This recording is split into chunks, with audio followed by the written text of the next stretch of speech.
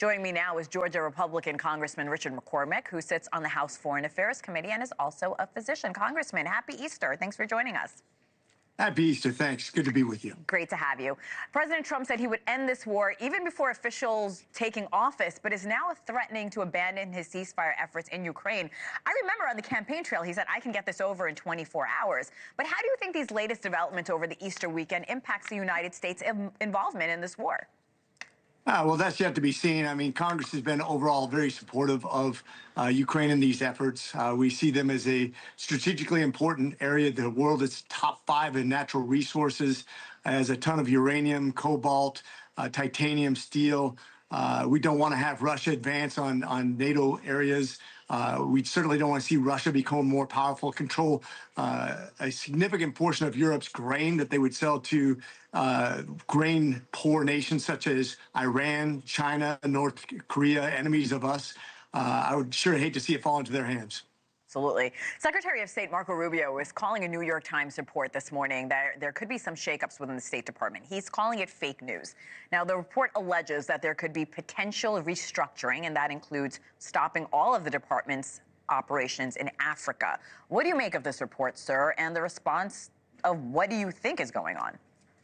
Well, Africa has been a source of contention. I was just visiting with General Langley the other day, who's an African commander and a current Marine, just like myself. We have a great relationship. Africa has a lot of things going on there. They're really horrible. Horrible for the people, horrible for stability. They're associating themselves with Russia and China more than the United States. We need to make sure we're strategically involved in those nations, that we're trying to stabilize those nations, keep them from being exploited by China as they mine lithium and cobalt and other valuable minerals that could be used against us. Moving on to another story, the Justice Department is now asking for the Supreme Court to reject the pause on deportations. This after the Supreme Court blocked efforts to deport Venezuelan migrants with that 18th Century Aliens Enemies Act. Justice Alito, he's spoken up about this. He says his dissent feels like the court rushed Trump's orders. How do you think this may play out? That's going to be a good question, because this isn't the end of this. Venezuela obviously has deported a lot of their criminals and their elements to the United States. I think in efforts to get rid of their criminal element, their crime has gone down, our crime has gone up. We certainly don't want to have that. We want to do everything by the book, make sure it's constitutionally correct, and that's what the Supreme is good for, is to make sure that we do it by the book. We do it by the Supreme Court's ruling based on its constitutionality.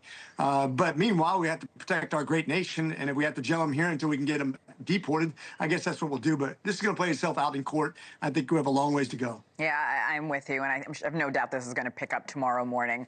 Democratic Maryland Senator Chris Van Hollen visited Kilmar Abrego Garcia, who, of course, was mistakenly deported to El Salvador. President Trump slamming the trip, calling the senator a fool. Now, when asked about Abrego Garcia's alleged association to the gang, here's what Senator Van Hollen is saying. I didn't ask him that because I know what his answer is. What he told me was he was sad and traumatized that he was being in prison because he has committed no crimes. And that goes to the heart of this issue, because he's being denied his due process rights. And Donald Trump is trying to change the subject. Congressman, you know this is such a divisive subject in our country right now. What's your take on the situation? It is, and let's start with the whole statement that he's committed no crimes. He committed a crime by coming here. He crossed the border illegally. He was illegally in the nation. He had been told by one judge to leave.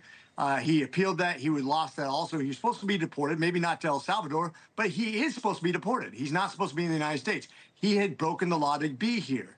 His affiliation with MS-13 has been well spoken of. We're going to define that as we go on with more and more evidence. I'm sure we've had a couple witnesses, but witnesses, of course, can be of the poor ilk, but we don't know that for sure. We know his wife sure doesn't have always the highest opinion of him. It's not to say that he hasn't participated or he has participated in human trafficking or spousal abuse, but he has certainly broken the law, and that's why he's not here right now. Congressman, knowing that if he gets sent back to the U.S., more than likely he will be deported back, maybe not to El Salvador, but other parts of the country or other parts of the world. So why is the administration doubling down, knowing that even if he comes back to the country, he will ultimately be deported somewhere around the world? Well, right now you have two presidents, the president of El Salvador and the president of the United States, that agree that this guy is not the right kind of guy to be in their country. it be in our country at least. El Salvador, that's where he came from. The very threat that he says to his life came from a great gang that no longer exists there means that he probably should be there anyway. Maybe he should have a habeas hearing to determine if that's still a threat or not. But the fact that you're in a rival gang that has now gone away and that threat no longer exists means that you should go back to your country of origin and suffer due process in that country, because that makes sense to everybody. That's the intent of the law. Now, I get it. He needs his day in court for habeas, but ultimately, I think he'll end up in El Salvador in the jail, and both presidents agree on that. Congressman, you are also a physician. I wanted to pivot here and ask you about the ongoing measles outbreak. 3 states now, Louisiana, Virginia, Missouri, all reporting their first measles cases of the year. As of Friday, there are 800 confirmed cases nationwide. This was a disease that was eradicated. How concerned should people be? Well, first of all, I still believe in being vaccinated. I think it's something we did with our children for a long time. The MMR vaccine, not only mumps and rubella, things that are very deadly to children.